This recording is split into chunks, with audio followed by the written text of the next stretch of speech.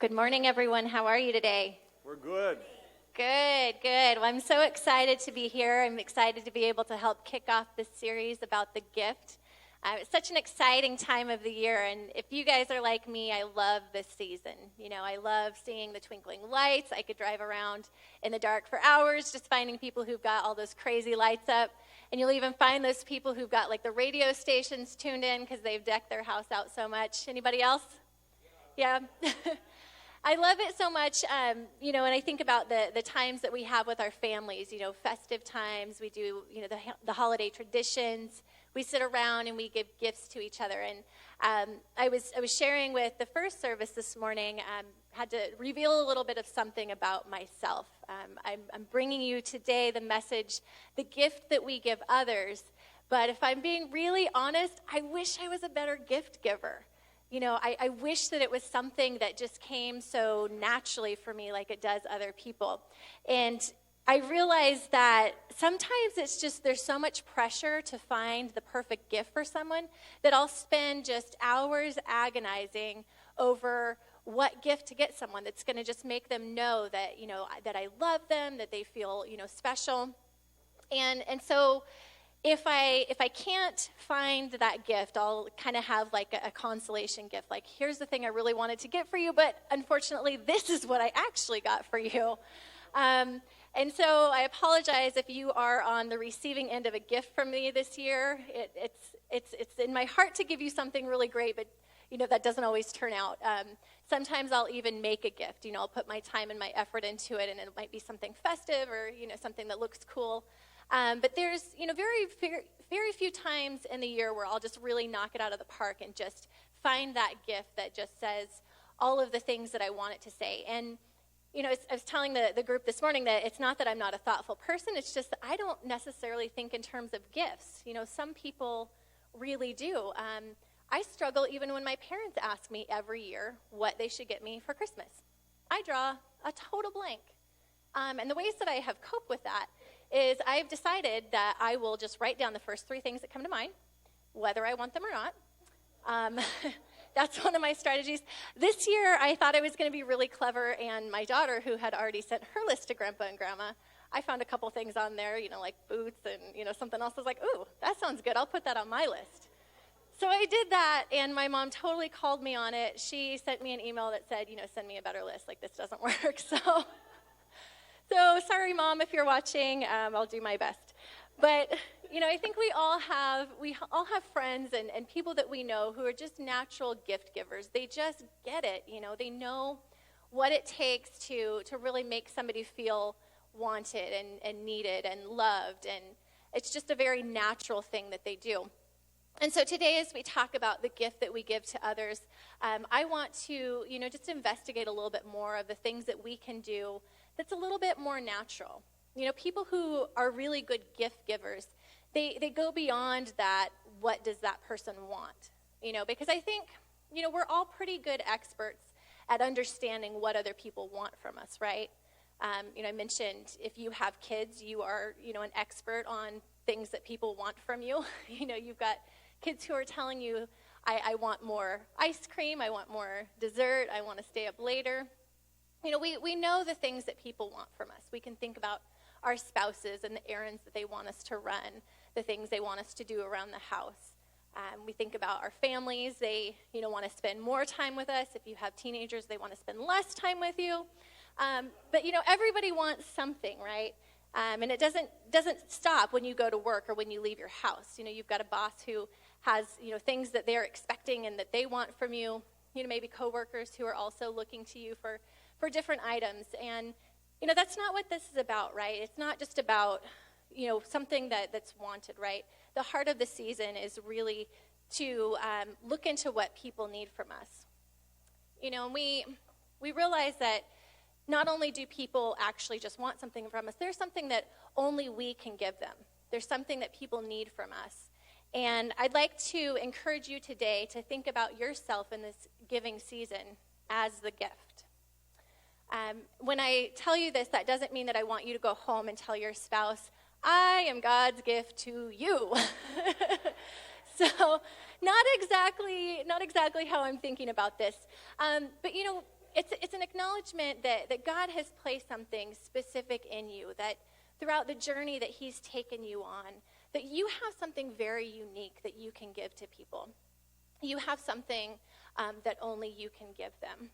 You run into people that I don't run into. I run into people that you don't run into. God places people in our lives that we can give the gift of ourselves. I think a lot about, what keeps us from doing things. I'm not trying to be a motivational speaker by any means, but it's always nice to know what hinders, even me from being able to be the gift that I want to be to others. And, if you're like me, you might think about the ways in which, you don't necessarily know what you have to offer. Has anybody ever just kind of said, what could I really give to somebody? What do I really offer somebody? Pastor was saying in his message last week, he was talking to us about value. And value has everything to do with what somebody is willing to pay for it. And we can't discount ourselves. We can't discount the gift that God's given us to give to others because he was willing to pay the full price for it. He was willing to pay the highest price. And because of that, he's created us to be some of the best gifts on the earth. In Matthew 5:13, he tells us that we are the salt of the earth. If the salt loses its saltiness, how can it be made salty again? It's no longer good for anything except to be thrown out and trampled underfoot. He tells us that we are the gift to be the light of the world. A town built on a hill cannot be hidden. Neither do people light a lamp and put it under a bowl. Instead, they put it on its stand. It gives light to everyone in the house. In the same way, let your light shine before others, that they might see your good deeds and glorify your Father in heaven. So I was thinking about what it means to be salt and light to the world. Salt has a lot of properties. Salt has a lot of things that it can do. And so I just kind of did a quick Google search just to see what in the world can we use salt for? What can we use salt for in this world? Some of the typical things you might think of is, salt adds flavor, right? Some of you guys don't even taste your dish and you're already dumping salt on it. Who's that in the house? Yeah, I see some people's hands. I'm that way too. But not only does it improve taste, it can act as a preservative. It can be used as a cleaner. A couple things you might not have known, you can use it as a weed killer. You can make food cook faster. And I'll have to send you guys my Google search later so you know how to do it. But it can be an odor remover, a stain remover. It can unclog drains. And if you sprinkle it on top of your windshield, it's going to take longer for ice and frost to form. I think about that application. If we have the salt of God in us, it takes a little bit longer for that ice to form over us, right? So if you are consuming salt, it's going to prevent dehydration. And also, it transmits your nerve impulses. It makes your cells function normally. So those are some of the benefits of salt. And I think a lot of those have a really easily, implication for how we can be salt to the world. When we're at home in the evenings, a lot of times we like to watch some of those cooking shows. Have you guys ever seen MasterChef, anyone? Yeah, so it's one of those shows where a group of people have the same ingredients, the same amount of time, the same, cooking equipment, and they are supposed to, battle against each other to come up with the best dish, right? And when you watch this show, as they're being judged, the biggest criticism that you hear over and over and over again is under-seasoned food. They didn't give it enough salt. And they've got ingredients in the pantry that you and I don't even have access to, stuff that I've half the time never even heard of, but it's falling flat and tasting bland because they didn't add salt. God's called us to be the light of the world. He said, that we give off light and that we shouldn't hide under a bowl. When you think about a light in the darkness, and especially in the world that we're in now, it doesn't take a lot to think about all of the darkness that we have around us, right? You don't have to go back to the news very many days to, see a lot of things that make us feel like the world is being overcome with darkness. And this is the world where God has called us to be light. And it's a little daunting at first. You think about just the senseless crimes that are happening at this time of year, the people who just don't have the things that they need. But God has really given us the capacity to be a light. If you were to go camping and you have, the campfire's gone out, you have to get up in the middle of the night to go to the bathroom, you've got a flashlight. And that tiny little light can keep you from, tripping on a rock, being able to get to where you need to go, because that light illuminates in the midst of the darkest dark. Webster's dictionary says that light is a form of energy that makes it possible to see things. It's a source of light, and it's something that makes vision possible. God's created us to make him visible, to make him more clear. Do you ever feel like maybe that task is just a little too daunting? You've been asked to do just a little too much? I'd have you guys think about what happens when you have an abundance of salt, an abundance of light.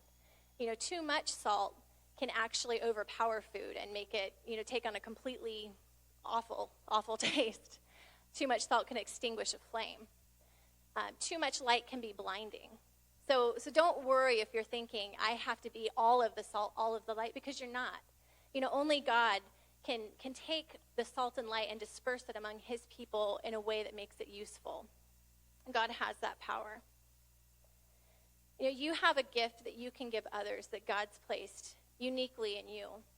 We had a prophetic word this morning that God's placed something uniquely in you. I didn't talk with them about what my message was going to be about. They didn't know. God's calling us to use that gift that he's placed in us. When I was preparing for this message, I was praying on it, and really trying to come up with a way to help understand this principle of how do we give ourselves as a gift. And God just dropped the word tools into my mind, and I was praying about, how do I relate tools to, to being salt and light? But really, it's not that hard of a stretch, right? Because he is the master carpenter, and he uses each one of us to be tools in his toolbox. Some tools that we have access to have multiple functions. So you might be one of those person who has multiple gifts. You're good at a lot of different things. You have a lot of ways that you can help. Then we have other tools that really just serve one function, but they can do it in a number of different capacities. Maybe you feel a little bit more like that. But you don't have to look at the hammer and say, I can't do anything because I'm not a hammer. All you can give people is all that you are, all that God's placed inside of you.